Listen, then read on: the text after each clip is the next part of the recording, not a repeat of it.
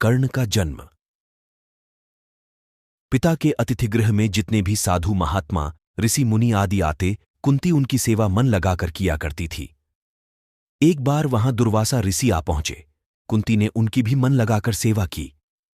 कुंती की सेवा से प्रसन्न होकर दुर्वासा ऋषि ने कहा, पुत्री, मैं तुम्हारी सेवा से अत्यंत प्रसन्न हुआ हूं, अतः तुझे एक ऐसा मंत्र देता हूं जिसके प्रयोग से तू जिस देवता का स्मरण करेगी वह तत्काल तेरे समक्ष प्रकट होकर तेरी मनोकामना पूर्ण करेगा।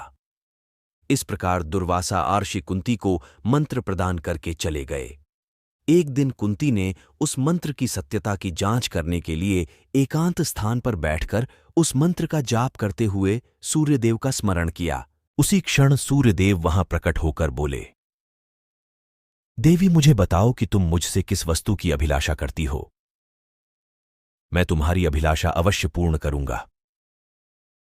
इस पर कुंती ने कहा, हे देव, मुझे आपसे किसी भी प्रकार की अभिलाषा नहीं है। मैंने तो केवल मंत्र की सत्यता परखने के लिए ही उसका जाप किया है। कुंती के इन वचनों को सुनकर सूर्यदेव बोले, हे कुंती, मेरा आना व्यर्थ नहीं जा सकता। मैं तुम्हें एक अत्यंत पराक्रमी तथा दानशील पुत्र प्रदान करता हूं। इतना कहकर सूर्यदेव अंतर्ध्यान हो गए। कुंती ने लज्जावश यह बात किसी से नहीं कह सकी। समय आने पर उसके गर्भ से कवच कुंडल धारण किए हुए एक पुत्र उत्पन्न हुआ। कुंती उसे एक मंजूषा में रखकर रात्रि बेला में गंगा में बहा दिया। वह बालक बहता हुआ उस स्थान पर पहुंचा जहां पर धृतराष्ट्र का सारथी अधिरथ अपने अश्व को गंगा नदी में जल पिला रहा था। उसकी दृष्टि कवच कुंडलधारी शिशु पर पड़ी। अधिरथ निःसंतान था, इसलिए उसने बालक को अपने छाती से लगा लिया और घर ले जाकर उसे अपने पुत्र के जैसा पालने लगा। उस बालक के कान अति सुंदर थे, इसलिए उसका नाम कर्ण रखा गया। कर्ण गंगा जी में बहता हुआ जा रहा था कि महाराज धृतराष्ट्र के सारथी अधिरथ और उनकी पत्नी राधा ने उसे देखा और उसे गोद ले लिया और उसका लालन पालन करने लगे। कुमार अवस्था से ही कर्ण की रुचि अपने पिता अधिरथ के समान रथ चलाने की बजाय युद्ध कला में अधिक थी। कर्ण को उसके गुरु परशुराम और पृथ्वी माता से श्राप मिला था। कर्ण की शिक्षा अपने अंतिम चरण पर थी। एक दोपहर की बात है, गुरु परशुराम कर्ण की जंघा पर सिर रखकर विश्राम कर रहे थे।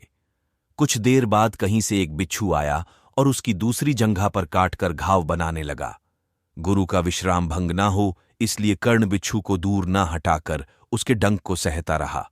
कुछ देर में गुरुजी की निद्रा टूटी और उन्होंने देखा कि कर्ण की जांघ से बहुत रक्त बह रहा है। उन्होंने कहा कि केवल किसी क्षत्रिय में ही इतनी सहनशीलता हो सकती है कि वह बिच्छू डंक को सह ले, न कि किसी ब्राह्मण में। और परशुराम जी ने उसे मिथ्या भाषण के कारण श्राप दिया कि जब भी कर्ण को उनकी दी हुई शिक्षा की सर्वाधिक आवश्यकता होगी, उस दिन वह उसके काम नहीं आएगी। कर्ण, जो कि स्वयं ये नहीं जानता था कि वह किस वंश से है, ने अपने गुरु से क्षमा मांगी और कहा कि उसके स्थान पर यदि कोई और शिष्य भी होता तो वो भी यही करता। यद्यपि कर्ण को क्रोधवश श्राप देने पर उन्हें ग्लानि हुई, पर वे अपना श्राप वापस नहीं ले सकते थे। तब उन्होंने कर्ण को अपना विजय नामक धनुष प्रदान किया और उसे ये आशीर्वाद दिया कि उसे वह वस्तु मिलेगी जिसे वह सर्वाधिक चाहता है, अमिट प्रसिद्ध है।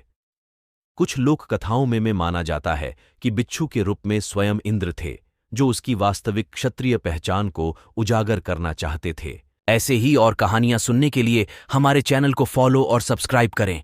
आप लोग लाइक नहीं करते, देखने के बाद एक लाइक जरूर करें।